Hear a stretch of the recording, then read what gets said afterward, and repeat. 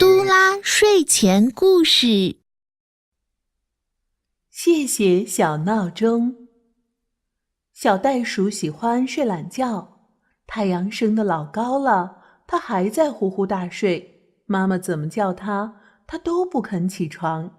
后来啊，妈妈给小袋鼠买了一只袋鼠造型的小闹钟，小袋鼠抱着小闹钟又叫又跳。我有小弟弟了！小弟弟不喜欢睡懒觉的哥哥哦。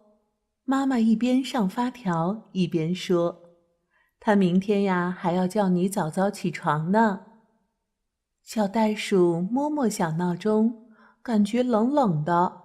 它怎么说话呢？第二天，小袋鼠睡得正香，突然一阵叮铃铃的铃声把它惊醒了。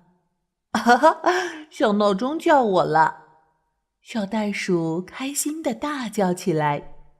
过了一会儿，小闹钟不响了，任凭小袋鼠怎么摇，就是不响。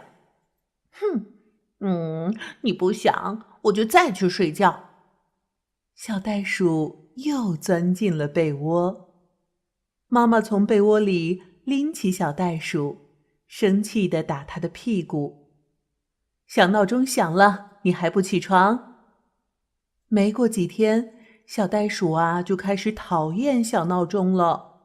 它用毛巾盖住小闹钟，可是当小袋鼠该起床的时间，小闹钟依然大叫。小袋鼠就把闹钟扔到床底下，让你每分钟都是晚上，看你还叫不叫。第二天清晨，床底下的闹钟依然准时大叫。小袋鼠惊得从床上蹦起来。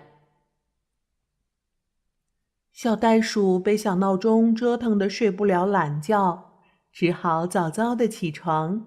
它打开门，哇，原来清晨的风是这么清凉啊！树叶上闪耀着晶莹的小露珠，真可爱。林间的小鸟唱着好听的歌，清晨真的很美妙呢。回到家，小袋鼠捧着小闹钟，对妈妈鞠了一躬，说：“妈妈，谢谢你送给我小闹钟，它让我感受到了美好的早晨。”